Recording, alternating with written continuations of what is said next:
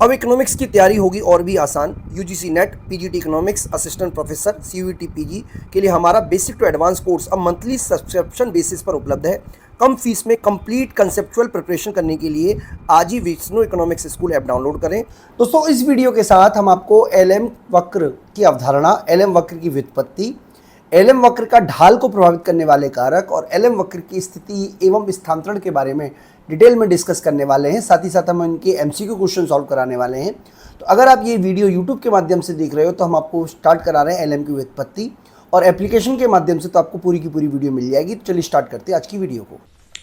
तो बच्चों देखिए, सबसे पहले अगर हम बात करें एलएम वक्र के बारे में, तो एल का मतलब है यहाँ पे लिक्विडिटी डिमांड, यानी कि मुद्रा की मांग, ठीक है, या नगद मुद्रा की मांग भी आप बोल सकते हो। और एम का मतलब है मनी सप्लाई, तो इसलिए इसको शॉर्ट में एलएम वक्र कहा गया है। तो एलएम वक्र क्या है बच्चों, मैं आपको एक बार पहले डेफिनेशन पढ़ देता हूं, फिर इसी डेफिनेशन को हम लास्ट में पढ़ेंगे जब आपको ये पूरा का पूरा डायग्राम के थ्रू समझा देंगे। तो लिखा हुआ है कि एलएम वक्र ब्याज दर, तो सबसे पहली चीज है ब्याज दर और आय के संयोजनों को जोड़कर बनाया जाता है। यानी कि ये कॉम्बिनेशन है किसका, इंटरेस्ट रेट का और इनकम का। कहाँ का संयोजन है, जहां पर मुद्रा की मांग और मुद्रा की पूर्ति बराबर हो। यानी कि जहां पर मुद्रा की मांग और मुद्रा की पूर्ति बराबर हो, उन संयोजनों को जोड़कर हम एलएम वक्र की व्युत्पत्ति करते हैं। तो बच्चों, किस तरीके से एलएम वक्र की व्युत्पत्ति होती है उसको डिटेल में हम आपको समझाएंगे। तो सबसे पहले देखिए, यहां पर आप समझ लीजिए कि सबसे पहले दो चीजें आई हैं, मुद्रा की मांग और मुद्रा की पूर्ति। तो पहले हम मुद्रा की मांग को समझ लेते हैं, फिर मुद्रा की पूर्ति को समझ लेंगे। तो बच्चों, मैं आपको बता देता हूं कि मुद्रा की मांग का मतलब है वास्तविक मुद्रा की मांग, यानी कि ये मौद्रिक मुद्रा की मांग नहीं है। इसका मतलब है, वास्तविक मुद्रा की मांग का मतलब है कि अगर मान लीजिए कीमत स्तर बढ़ जाता है तो आप ज़्यादा मुद्रा की मांग करोगे, लेकिन वास्तविक मुद्रा की मांग समान रहेगी। यानी कि अगर मान लीजिए मैं 100 रुपये की मांग करता हूं मुद्रा की और कीमत 10 रुपये है, अगर कीमत 12 रुपये हो जाएगी तो मैं ज़्यादा मुद्रा की मांग करूंगा, लेकिन वास्तविक मुद्रा की मांग सेम रहेगी, क्योंकि 120 रुपये रखने पर भी मैं वही उतनी वस्तु खरीद पा रहा हूँ जितनी वस्तु पहले 100 रुपये खरीदने पे हो पा रहा था। तो दिमाग में क्लियर कर लीजिए कि ये वास्तविक मुद्रा की मांग है, इसीलिए इसको वास्तविक शेष की मांग भी कहते हैं। यानी कि मुद्रा की मांग को मैं यहाँ पे लिख देता हूँ बच्चों, इसको हम वास्तविक शेष की मांग भी कहते हैं, वास्तविक शेष की मांग। तो आप मुद्रा की मांग कहिए या वास्तविक शेष की मांग कहिए, बात एक ही है, ठीक है जी। तो यहाँ पे मैं जो डायग्राम बनाऊंगा वो वास्तविक शेष की मांग का या मुद्रा की मांग का होगा। अब बच्चों, मुद्रा की मांग को देखिए कौन कौन से फैक्टर इफेक्टेड करते हैं वो हम समझते हैं। तो मुद्रा की मांग को इफेक्ट करने वाला पहला फैक्टर है वाई और दूसरा है आई। जो के और एच है ये इसके गुणांक है। मैं आपको समझाऊंगा बच्चों ये के और एच क्या है। इस तरीके से इक्वेशन लिखते हैं, एल इक्वल टू के वाई माइनस एच आई। तो यहां पर हमें समझना है कि इंटरेस्ट रेट का, ब्याज की दर का और मुद्रा की वास्तविक मांग का विपरीत संबंध है। यानी कि अगर ब्याज की दर ऊंची होगी तो मुद्रा को रखने की जो कॉस्ट है वो ज़्यादा आएगी और लोग कम मुद्रा को नकद रखेंगे। यानी कि अगर एच ज़्यादा है, आई ज़्यादा है, ब्याज की दर ज़्यादा है, तो मुद्रा की मांग कम होगी। क्योंकि ब्याज की दर ज़्यादा होने पर मुद्रा की मांग कम है, इसलिए इस तरीके का डायग्राम बनेगा। ये है हमारा एल इक्वल टू के वाई माइनस एच आई। तो बच्चों, एच का मतलब है रिस्पॉन्सिवनेस, यानी कि मुद्रा की मांग जो है वो ब्याज की दर से कितनी ज़्यादा सेंसिटिव है, संवेदनशील है। तो फिलहाल हम h को कांस्टेंट मान रहे हैं, इसलिए हम ये मान के चल रहे हैं क्योंकि h कांस्टेंट है, इसलिए a का i का सरी l पर पड़ेगा, ठीक है। तो मैं आपको यहाँ पे बना के दिखा देता हूँ बच्चों। मान लीजिए हमारा l की वैल्यू हमने ले ली है 0.2 इंटू वाई, यानी कि ये हम लिखते ना, ऐसे लिखते ना, l इक्वल टू के वाई। तो ये हमारा k है, ये हमारा y है। k का मतलब है आय का वो हिस्सा जिसे लोग नगद रखना चाहते हैं। यानी कि अगर मैं 0.2 का मतलब है कि 1000 रुपये अगर मेरी आय है तो 200 रुपये में लिक्विड रखूंगा। इसमें से माइनस कर देंगे एच आई। एच आई का मतलब है, मान लीजिए ये मान लीजिए हमारा है, सपोज कीजिए सिंपल करने के लिए मान लीजिए ये हमारा है 10, यानी कि 10 रिस्पॉन्सिवनेस है, और इंटरेस्ट रेट मान लीजिए चल रहा है 10%। तो इस तरीके से अगर हम देखेंगे तो जो मुद्रा की मांग है वो 200 में से 100 माइनस कर दोगे तो आएगी 100। अब मान लीजिए इंटरेस्ट रेट बढ़ जाता है, मान लीजिए 10%, बाकी की सब चीज़ सेम रहती हैं, लेकिन इंटरेस्ट रेट 10% से 12% हो जाता है, तो मुद्रा की मांग जो है वो 80 हो जाएगी। इसका मतलब ये बताने की कोशिश कर रहे हैं कि जैसे ही ब्याज की दर बढ़ती है ठीक है, मुद्रा की मांग जो है वो घट जाएगी। इसीलिए ये जो वक्र होता है ये डाउनवर्ड होता है। तो पहली वजह आपको समझ में आ गई होगी, जिसे बोलते हैं ब्याज की दर। तो पहला वजह है जो इसको प्रभावित करती है वो है ब्याज की दर। तो मैं यहाँ पे लिख देता हूँ बच्चों, यहाँ पे लिखा भी है, ये पहला पॉइंट हो गया। बात करें बच्चों आय की, तो जब आय बढ़ती है, मान लीजिए आय जो है वो 100 से ये सेम रहता, मान लीजिए ये सेम रहता, ठीक है, लेकिन आय जो है वो मान लीजिए 0.2 से बढ़कर 2000 हो जाती, जबकि बाकी का सब कुछ सेम रहता। तो डेफिनेटली ये 200 में से अगर आप 100 माइनस करोगे, पहले तो आप 200 में से कर रहे थे, अब 400 में से 100 माइनस करोगे तो ये आपको 300 आएगा। इसका मतलब ये हुआ कि अगर आय का स्तर बढ़ जाता है तो सेम आय के स्तर पर, सेम ब्याज की दर पर हम ज़्यादा मात्रा में मुद्रा की मांग करेंगे। तो बच्चों आपको यहाँ पे ये समझना है कि मुद्रा की मांग को प्रभावित करने वाले पहला एक कारक है वाई, दूसरा है आई। तो आई से तो नेगेटिव रिलेशन है, तो यानी कि यहां पे मैं ब्याज की दर लिख देता हूं। तो ब्याज की दर का और वास्तविक शेष की मांग का विपरीत संबंध है। इसका मतलब ये हुआ कि ऊंची ब्याज दर पर हम कम लिक्विड रखेंगे, कम वास्तविक शेष की मांग करेंगे क्योंकि कॉस्ट ज़्यादा आएगी। लेकिन अगर आय का स्तर बढ़ जाता है तो वास्तविक शेष की मांग जो है वो राइटवर्ड शिफ्ट कर जाएगी। तो ये आपको जरूर याद रखना चाहिए। बात करें बच्चों आय स्तर की, तो देखिए दूसरा जो पॉइंट है आय है, पहला है मांग स्तर। तो ये हमने मुद्रा की मांग के बारे में समझा, ठीक है जी। मुद्रा की पूर्ति का मतलब होता है m बार अपॉन p बार, ये वास्तविक शेष की पूर्ति है, वास्तविक शेष की पूर्ति है। यानी कि हम ये मान के चल रहे हैं कि वास्तविक शेष की पूर्ति स्थिर रहेगी और ये ब्याज की दर से निर्भर नहीं करती, क्योंकि मुद्रा की जो पूर्ति है उसको कंट्रोल करने का काम मौद्रिक अधिकारी करता है, केंद्रीय बैंक करती है। इसलिए ब्याज की दर से जो आप कह सकते हो एक तरीके से ये इंटरेस्ट रेट से मुद्रा की वास्तविक शेष से प्रभावित नहीं होती। इसलिए जब मुद्रा पूर्ति का वक्र बनाएंगे तो इस तरीके का बनेगा। बच्चों मैं ये नहीं कह रहा हूं कि मुद्रा की पूर्ति में कमी और वृद्धि नहीं हो सकती, कमी और वृद्धि हो सकती है, लेकिन हम ये मान के चल रहे हैं कि ये ब्याज की दर से प्रभावित नहीं होती है। यानी कि मौद्रिक अधिकारी तो कर सकता है लेकिन ब्याज की दर से प्रभावित नहीं हो सकती। तो ये बेसिक बात है बच्चों। तो यहां पर हमने मुद्रा की मांग समझा, मुद्रा की पूर्ति समझा। अब हम एक बार मौद्रिक संतुलन बना लेते हैं। मान लीजिए ये हमारी मुद्रा की पूर्ति है, ठीक है, m/p। ये मुद्रा की मांग है L, 0 बोल देते हैं इसको। ये संतुलन स्तर है, यानी कि मुद्रा का संतुलन, मौद्रिक बाजार, ये मौद्रिक बाजार है, मौद्रिक बाजार, मुद्रा बाजार बोलो आप इसे, मनी मार्केट बोल सकते हो आप इसको। ये मुद्रा बाजार है। मुद्रा बाजार में संतुलन कब हो रहा है? जब मुद्रा की मांग और मुद्रा की पूर्ति बराबर है, यानी कि ये ब्याज दर देखिए डिसाइड हो गई I0।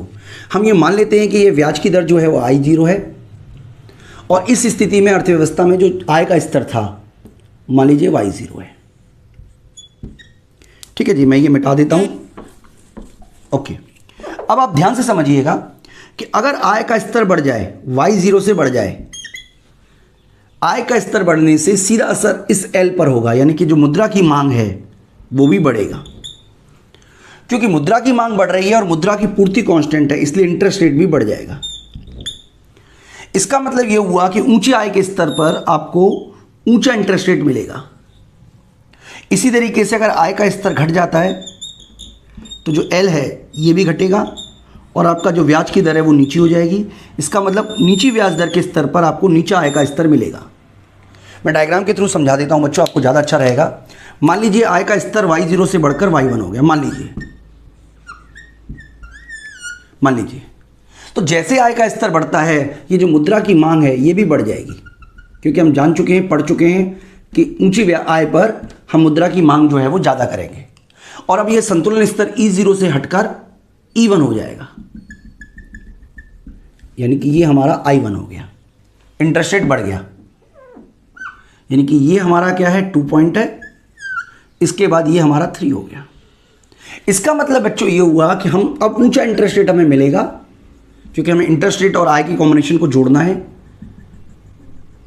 तो यहां पर आपको देखिए, अब आप चाहें तो इसी में आप बना सकते हो, चाहो तो एक और ड्रॉ कर सकते हो। यानी कि ये हमारा जो कॉम्बिनेशन है ए मान लेते हैं, ये बी मान लेते हैं, इसको जोड़कर इन कॉम्बिनेशनों को जोड़कर जो वक्र बनेगा उसको बोल देंगे LM। यानी कि यहां पर आप देखिए इस ए पॉइंट पर मनी डिमांड और मनी सप्लाई बराबर है, क्योंकि ये देखिए बराबर है, और इस लेवल पे भी मनी डिमांड और मनी सप्लाई बराबर है।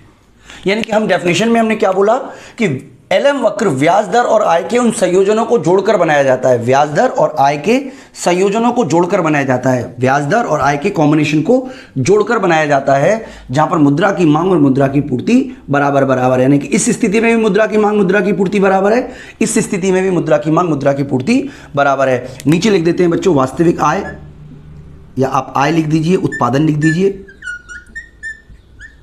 ठीक है। इस तरफ आएगा वास्तविक शेष की मांग, वास्तविक शेष, ठीक है जी। ऊपर आ जाएगा ब्याज की दर। तो बच्चों ये बताने की कोशिश की जा रही है कि जैसे आय का स्तर बढ़ा, आय का स्तर बढ़ने से मुद्रा की मांग बढ़ी, मुद्रा की मांग बढ़ने से ब्याज की दर बढ़ी, क्योंकि ब्याज की दर बढ़ चुकी है ऊंचे आय स्तर पर, तो इनको जोड़ने से हमें LM वक्र प्राप्त होगा। इसी तरीके से आप नीचे वाला भी बना सकते हो कि मान लीजिए आय का स्तर घट के Y1 हो गया, सॉरी Y2 हो गया, तो Y2 होने से जो मुद्रा की मांग का स्तर है ये घट जाएगा। मान लीजिए मैं यहाँ पे इसको 4 पॉइंट बोल देता हूँ, तो डेफिनेटली ये घटने की वजह से अब आपको जो इंटरेस्ट रेट है वो नीचा मिलेगा, ठीक है जी। नीचा इंटरेस्ट रेट मिलेगा जिसको कि हमने E2 बोल दिया है, और क्योंकि नीचा इंटरेस्ट रेट मिल रहा है तो ये हमारा पॉइंट C हो गया। तो बच्चों इस तरीके से LM की व्युत्पत्ति होती है, और मैं उम्मीद करता हूं कि आपको कंसेप्ट समझ में आ गया होगा। के क्वेश्चंस जो हैं MCQ क्वेश्चन है वो उन्हें सॉल्व करा रहे हैं। क्वेश्चन नंबर 1 कह रहा है कि यदि LM वक्र किन दो चरों के उन संयोगों को दर्शाता है जहां मुद्रा बाजार में संतुलन होता है। दोस्तों मैं आपको बता देता हूं कि जो LM वक्र है वो ब्याज दर और राष्ट्रीय आय के संतुलन को दिखाता है, जहां पर मुद्रा की मांग और मुद्रा की पूर्ति बराबर बराबर है।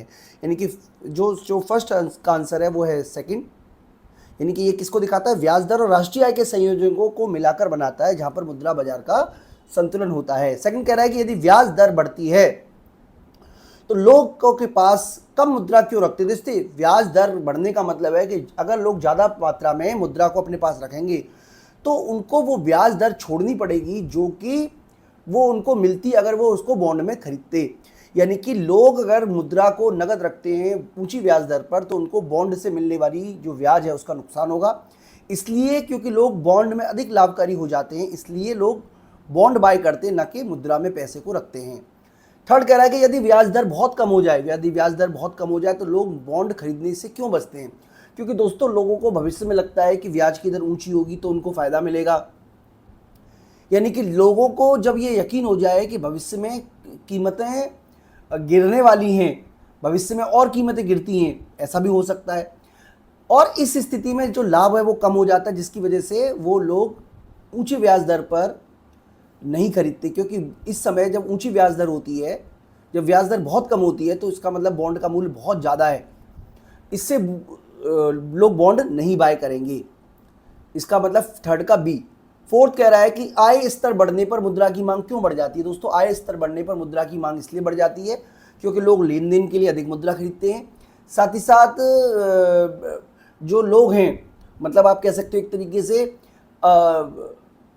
अच्छा अधिक लेन देन के लिए खरीदते हैं, तो ये वाला पॉइंट, ये वाला, यानी कि मुद्रा की मांग अधिक लेन देन के लिए बढ़ जाती है। यदि केंद्रीय बैंक मुद्रा की आपूर्ति स्थिर रखे और आय स्तर बढ़ जाए तो संभावित परिणाम क्या होगा। दोस्तों मैं आपको बता देता हूं कि यदि मुद्रा की पूर्ति स्थिर रहे और मुद्रा की मांग ये वाली है, अगर आय बढ़ने से मुद्रा की जो मांग है वो बढ़ जाएगी, मुद्रा की मांग बढ़ने से जो ब्याज की दर है वो बढ़ जाएगी, और इससे LM वक्र जो है वो दाईं ओर खिसक जाएगा, यानी कि इससे ब्याज दर बढ़ जाएगी। पांचवे का सी पॉइंट जो है वो बिल्कुल सही है। यदि मुद्रा की पूर्ति L/P पूर्णतः बेरोजगार क्यों मानी जाती है, क्योंकि इसको कंट्रोल करता है RBI और ये ब्याज की दर से प्रभावित नहीं होती है। यानी कि मुद्रा की पूर्ति को हम इस तरीके से मानते हैं क्योंकि इसको ये एक्सोजीनियस फैक्टर से प्रभावित होता है, न कि ब्याज की दर से। तो इसका मतलब है कि ये ब्याज की दर से प्रभावित नहीं होता है, इसलिए इसको इस तरीके से माना जाता है। 7 कह रहा है कि यदि आय स्तर Y0 से बढ़कर Y1 हो जाए तो वास्तविक मुद्रा की मांग पर क्या असर पड़ेगा। वास्तविक मुद्रा की मांग बढ़ जाएगी, यानी कि वास्तविक मुद्रा की मांग दाईं ओर खिसक जाएगी, यानी कि 7 का जो सी है वो सबसे सही माना जाएगा। एलएम वक्र ऊपर की ओर क्यों होता है? ऐसा एलएम वक्र क्यों होता है? एलएम वक्र हमेशा इस तरीके का होता है क्योंकि ये ब्याज की दर में और आय में पॉजिटिव संबंध को दर्शाता है। आय बढ़ने पर मुद्रा की मांग बढ़ती है और संतुलन हेतु ब्याज दर बढ़ती है। ये वाली पॉइंट सही है। आय बढ़ने पर ब्याज की दर बढ़ती है, यानी कि 8वें का बी पॉइंट बिल्कुल सही माना जाएगा। 9वां क्वेश्चन कह रहा है कि यदि केंद्रीय बैंक मुद्रा की आपूर्ति बढ़ा दे तो मुद्रा बाजार का संतुलन पर क्या असर पड़ेगा। मैं आपको डायग्राम के थ्रू समझाने का प्रयास करूं कि अगर ये मुद्रा की पूर्ति है, ये मुद्रा की मांग है, ये संतुलन स्तर है, ये मुद्रा की डिमांड है। अगर मुद्रा की आपूर्ति बढ़ जाती है तो इससे जो ब्याज की दर है वो घट जाएगी, यानी कि ब्याज की दर घटेगी। ठीक है दोस्तों, तो इसका मतलब 9वें का जो बी पॉइंट है वो बिल्कुल सही है। 10वां कह रहा है कि यदि किसी बिंदु पर, यदि एलएम के किसी बिंदु पर, क्या अर्थ है? एलएम के किसी बिंदु पर मुद्रा बाजार के संतुलन को दिखाता है। इसका मतलब मुद्रा की मांग और मुद्रा की पूर्ति बराबर है, ये इसका मतलब है। दोस्तों इस तरीके से हमने आपको एलएम की व्युत्पत्ति से रिलेटेड